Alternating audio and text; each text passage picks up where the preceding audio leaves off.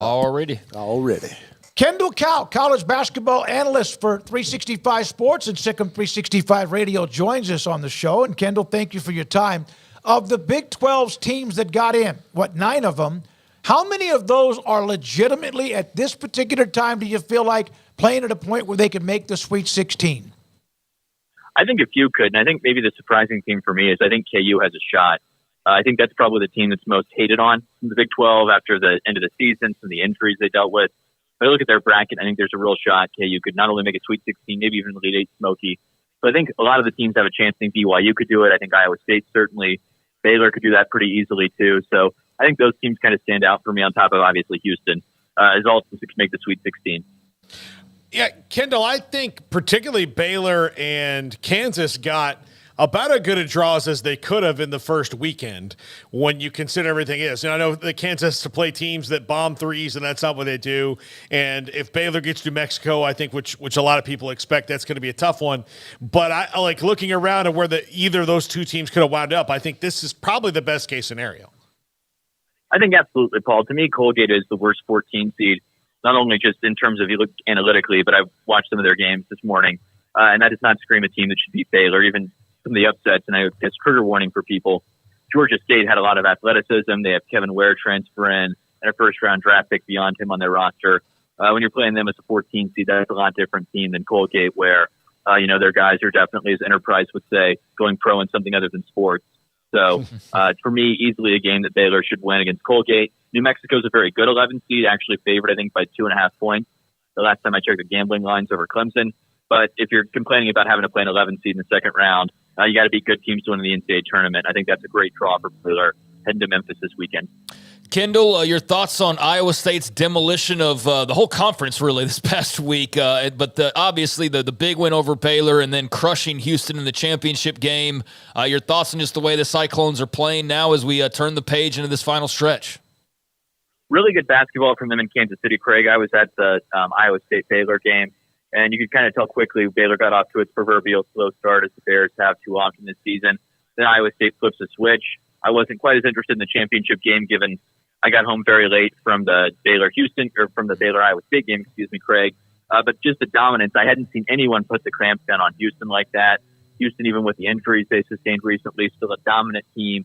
Iowa State winning by 28. I mean, what a con job by the committee to not put Iowa State as a 1 seed. I thought a much better resume than North Carolina, analytically much better than North Carolina. But I guess the committee that would put Virginia in the field, give Michigan State a 9 seed, would have no problem telling Iowa State to pound sand. So very strange to me that Iowa State's not on the one line, and certainly the number 8 overall team. I don't get it. I don't know what TJ Otzelberger's feeling. Very good. There are jokes online because the Iowa State AD, Jamie Pollard, was on the committee. Maybe he made some people mad in that room, but horrible situation. You really got to feel for UConn. It's the best team in the country.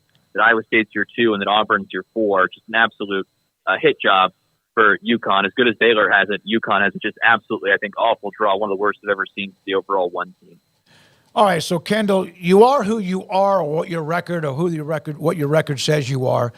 How convince me Baylor's defense can somehow get better? And by the way, that's in 4 days. Yep. So Smokey, I will play devil's advocate out of respect to the show and answer the question. I think the answer would be maybe Baylor figured out something with the zone, much better zone play during the tournament from Baylor in the Big 12 tournament than they'd had earlier in the season. Maybe there's also something to those Caleb Loner lineups where he plays along with Jalen Bridges. Maybe he was Baylor's best player in Kansas City after being probably their worst rotation player during the season.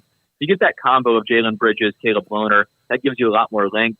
Once Langston Love comes back, which I expect will probably happen in Kansas City, you've got some more depth. All of those pieces come together, the defense you get a little bit more hope for. But I made the best case I can for it. I don't believe that case. I think the defense is what it is, as you mentioned, Smokey. Kendall, is that why the matchups that they have, which would be Colgate, then New Mexico and Clemson, are kind of favorable because, those teams are not built on defense either? No, and I think they're very favorable, Paul, because I don't think Clemson or Colgate's very athletic. New Mexico, a lot more athletic. A good team would not be shocked at all if New Mexico beats Baylor. I think Baylor will probably be a 1.5, 2-point favorite in that game, so that's not much better than a coin flip. But for what you could get with 2 of your 3 teams being not the kind of teams that can put that pressure on you that Iowa State can, that KU can pass the ball around well, that gave Baylor some fits, that Texas's athletic guards gave Baylor this season. Those are the matchups you'd want to have. And I think it does give Baylor a real shot, Paul. Kendall, I don't know about you. I know the defense has been an issue, but I'm still getting the ringing from the ball bouncing off the rim over and over again from Baylor's shooting the other night, man. Is that just one of those you just crumple it up and throw it away like in the trash can, or is that something that you have any level of concern about offensively? Just how do you kind of view that coming out of a cold shooting night? I do view that as some concern, Craig. Baylor, if you look at their losses, and almost all of the Big 12 losses, I think a majority of them, they've only had 5 3-point shots. And so between Jacoby Walter and some of Baylor's other 3-point shooters, Jaden Nunn and Ray J. Dennis, those Bears can really have high variance between their best and their worst. So would it shock me if we're all in Phoenix in 3 weeks? No. But it also wouldn't shock me if we're leaving Memphis in a couple days and Baylor's not heading on to LA, because that 3-point shooting really is variable. Scott Drew mentioned in his press conference after the selection sheet came out that he looked back at some of the shots and thought they were good shots. That's kind of the problem for Baylor. Baylor can make really tough shots, but it can also miss easy shots. And so if Baylor ends up getting blown out the gym by New Mexico or by Clemson, I think it'll be one of those nights where they go 5 of 23 from 3. So you mentioned Caleb Lohner, and I got to tell you, he made a difference. He gave him a spark. He gave him a little, and I hate to say physicality, but he did play well in the amount of minutes and the points and rebounds and whatever else, and he just kind of threw some bodies around along with it. Why? What was the reason to go to him? Was just Scott kind of just frustrated with the way the team was not maybe bodying people up, or what? I think that's part of it, Smokey. There certainly was a frustration with the way Baylor had defended. I think there was probably some concern about Miro Little as a freshman turning the ball over a lot more. But I think Baylor had looked at the two bigger guy lineups with Jalen Bridges and Caleb Lohner. I'd been told by a staff member that there'd been some internal staff discussions about if they'd missed something with that lineup. And then I thought it was a great sign in the Iowa State game after Caleb passes up so many threes. He takes one in transition, hits it, and I hope that gets his confidence going, because I think he's left a lot on the table not taking those threes. I mean, we've all watched him warm up. He makes them in warm-ups, and he's got to get that spacing for Baylor, so hopefully he keeps taking those in the NCAA tournament. Kendall, what do you think is the deal with their all too frequent slow starts? Paul, that is the greatest question to assess that I think has no answer, because there's not one generic theme to it, right? Like, you can kind of just figure out why Baylor's defense isn't good and point to 2 or 3 things and say, yeah, you really can't overcome all of these things at once. It's too many holes to plug on one boat to keep it afloat. But when it comes to the slow starts, I don't really get it, right? They can open in man, they can open in zone, they can open trying to get out and run, they can play more conservatively, they can take only threes, they can pound the ball inside. It just doesn't really seem to matter. I don't know what's in the world going on. Scott Drew's a charismatic guy. They've had guest speakers. They've had the staff speak. They played in the morning. They played at night. They've been in Kansas City. They've been in Waco. I don't know what's going on, but something crazy goes on with these openings. So I even asked them after the game when they had the open locker room. I went guy by guy and was like, know what's going on with these starts? And they're like, oh, it's just something we got to fix. I don't know. It's the weirdest thing of all time. Maybe this weekend they'll get out to a 10-0 run, but I truly have no answer for why they continue to start so against so many teams. Kendall, I know we've touched on a bit of Baylor here and hit on a couple of other Big 12 schools. I know you were just torn apart by Oklahoma's absence, though, from the NCAA tournament. God, please don't ever drive through that state. Don't even get close to it. You will not be arrested. You'll just be shot. Yeah. I mean, at this point, he's got the folks riled up there in Norman, Oklahoma. But, yeah, I mean, Kendall, I said it earlier, I mean, they didn't deserve it. But, I mean, you pointed that out as well. Have you got nearly as much flack for that as you had for your football opinions on the Oklahoma Sooners? I have not, Craig. I take it that Oklahoma football doesn't really have much of a fan base. And, one would also say, well, Oklahoma football have much of a fan base when they continue to not win the conference going forward. I've got my bet I made with OU fans that they'd go 5 years not winning a title. We're now 2 years into that. I don't see their woes changing in the SEC. And I know some people were like, oh, the bid thieves robbed OU. That's really the scam here. OU had no business being the last team out of the field. I thought St. John's had a much better case, but a lot of teams had much better cases because OU did not beat an NCAA tournament team away from Norman. They didn't schedule that well, and then they didn't look that good at the end of the season. I have no idea why people thought they belonged in the tournament.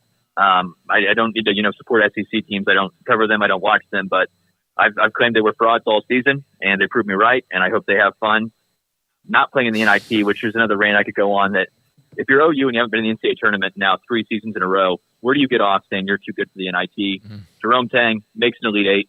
he's not too good for the NIT. OU, you belong in the NIT. You should play in the NIT. I don't get this presumption that OU basketball is that good. Buddy Hield's not walking through that door. Lon Kruger's not either.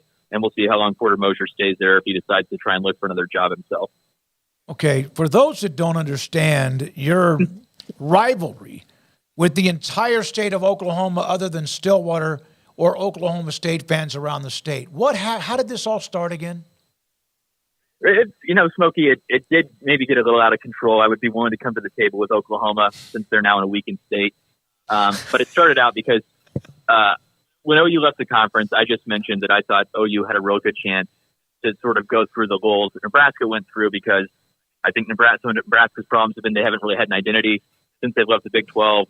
And I really pointed out that, Oklahoma does not have a God-given right to be Texas or to be Alabama or LSU wants to go to the SEC. And that Lincoln Riley, I thought, covered up some of their problems the last few years by having generational talent after talent at quarterback.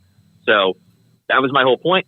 OU fans came after me because they expect that, they're going to be 2000 Oklahoma forever. They have not been. Oklahoma fans have not apologized to me for being wrong. I'm still waiting for my apology, and I think they're going to have many years ahead to apologize to me. Well, at least you're willing to come to the table with them. I am, Paul. I'll meet him in the SEC. I'll meet him in the Big 12. But I'm taking it. I'm probably not going to get an apology when OU goes 8-4 in the SEC. I will wonder if I'm talking to Texas A&M or if I'm talking to Oklahoma. But I think they're going to be kind of the same program there. Now you're going to get me fired up over here. Now I'm going to start fighting back a little bit. No, Kendall, just for your own safety, we'll move on from Oklahoma now. But 8 teams in the field for the Big 12. We kind of touched on Iowa State. Houston's banged up, as you mentioned. We've talked Baylor. What do you feel is, I guess, the of most interest to you, maybe from a Big 12 standpoint, from the rest of the field, whether it's a Texas, Kansas, a TCU, so forth, BYU? I think it's Craig. I think it's KU, and was that a tough shot at the Aggies? Maybe, but the Aggies can buy whatever they want since they just got Nebraska's AD. But to turn to your question directly, Craig, I think KU can really make a run in this tournament. Hunter Dickinson will go. Their first round matchup, they're freaking out about, Stanford takes a lot of threes and we don't stop threes. When the bracket came out, my fiance turned to me and she's like, "Where is Stanford?" And I think that kind of tells you that, you're not, if you're KU, you don't lose to Stanford. Soul Self hasn't lost a first round game in over 20 years. That's not going to happen. And then you get the potential Sweet 16 matchup with Purdue, which we've known how they've done in the NCAA tournament lately. Obviously, Zach Edey's very talented. Their guards are better than last season, but it's kind of I'll believe it when I see it with Purdue. And with how Hunter Dickinson played at Michigan against Zach Edey, I think Kevin McCullough certainly will be back healthy by that second weekend. I think that's a KU team that, with their wins over Connecticut, Tennessee, what they did earlier in the season when they were healthy, and when you have more of a turnaround or more rest you can have going to that second weekend and a shorter turnaround time, I think KU is kind of the sleeper that everybody wants to write off. I mean, I might look like a fool if Colgate goes 17 of 25 from 3, but I think KU is going to beat Purdue, and that the Purdue hype has gotten a little outside of the station. Yeah, Purdue, I'm not saying it. I don't want to go back to even when they had Gene Cady, but they were there have been some moments, man, where they get tightened up a little bit. So if it was a basketball tournament bracket with toothpaste, speaking of Colgate, who would be your number 1 seed? Ooh. I would think it has to be Crest. Doesn't it have to be Crest? I currently use Sensodyne randomly. All right. I guess that's the dark horse winner, but I've used Crest at times. I've used Colgate at times. I don't have a great smile, which tells you that maybe toothpaste is not the problem and that I probably should go to the dentist more. Drank less Coke in my childhood, teenage years, and 20s. But I think, gun to my head for toothpaste, I would die for Crest. You would die for Crest. There we go. All right, there you go. Kendall, thank you very much, buddy. Appreciate your time. Enjoy covering the tournament. Hopefully more than just 1 or 2 games, and possibly get the second weekend, which they have not done since the national championship team. Yeah. That would be excellent. Oh, that was my bad. Did you just cut him off? I did. Sorry. You got an Oklahoma fan text you and say, "Get this guy off the air." It paid me $50. No.